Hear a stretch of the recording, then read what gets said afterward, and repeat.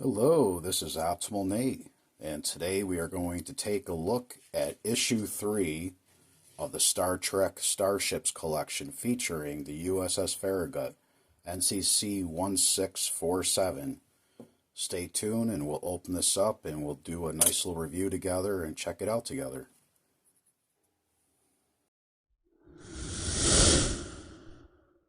Okay, so before I open this, we did get with the shipment, so it came in a slightly larger box. This would be your binder sleeve to hold your booklets in for your ships. I like the artwork that they included with this design. And shipment 4, which is coming out next, will have the Enterprise F. So looking forward to that. I cannot wait. I know that's going to be the XL edition, which is going to be a little bit bigger than these ships. I'm not going to take this out right now. I'm just making sure you guys get to see it, but it says the official Starships collection, and you just pop this out and put it, flaps in there, I think, and then you'll be all set to put your booklets. Okay, so this just came in last week, and I was looking forward to doing this for the past 2 weeks.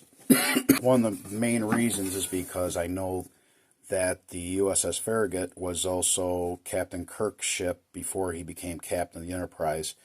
Now this one features the ship from Star Trek Strange New Worlds, and I don't know much about it as far as the storyline goes in the show. I did not get into the seasons that far to watch that, but I believe this is a ship that Kirk lost, if I'm not mistaken.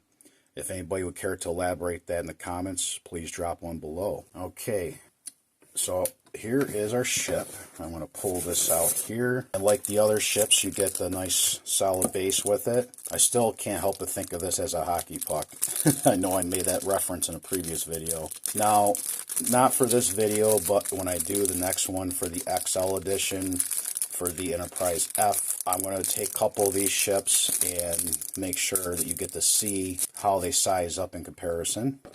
Alright, and then you have your bracket here so you can hold your ship. And these brackets are made of plastic mold. Nothing elaborate, but they're transparent so you get to see more of the ship when they sit in them. Alright, very carefully we're going to take this out. Okay, look at that. Now, from my first perspective, just from handling this, I will say these warp nacelles do feel kind of flimsy, but as you can see, there isn't a whole lot on the pylons to support them. The deflector dish protrudes, unlike most ships that you see in Star Trek, where most of the deflector dishes are recessed into the hull. I'm not sure if I like that as much, but that is a definitely unique part of the design for this one. I do like the warp nacelles, how they did that same feature with the plastic for the warp nacelles, where you can get that little glimmer with the light effect.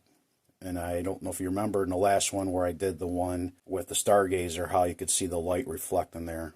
And that really glows nice in the light. So for the bottom side, you can see all the details. There's not much of a secondary hull, if you want to call this the secondary hull. But most of the ship is pretty much the saucer. I don't know the specs as far as the crew complement, the warp speed. But for the series of Strange New Worlds, this definitely fits right in with the rest of the ones they did. So I like this kind of grill effect they did on the back end of the warp nacelles. I like that effect. And as I mentioned before in, I think, my first video on the Titan, the one thing I would have liked to see them do, and hopefully in the future, is doing some fiber optic LED lighting for the warp nacelles and maybe the deflector dish. So that is a pretty solid piece. I don't know about you guys, but I kind of think I like it a little bit upside down more. But that's just me. I'm weird. But back to the top. So you have the registry USS Farragut. I'm assuming these would be your phaser areas. Not sure where the torpedo launcher is on this thing. I'm looking around here. I know it's got to have one. These are obviously your window bays for crew members. I'm not 100% positive, but these 3 circles here, I'm wondering if that's where the photon torpedoes shoot out of. Because there isn't really a whole lot down here showing where they shoot from, unless I'm just not seeing it very well. But on the bottom here, I'm going to turn this around a little bit more.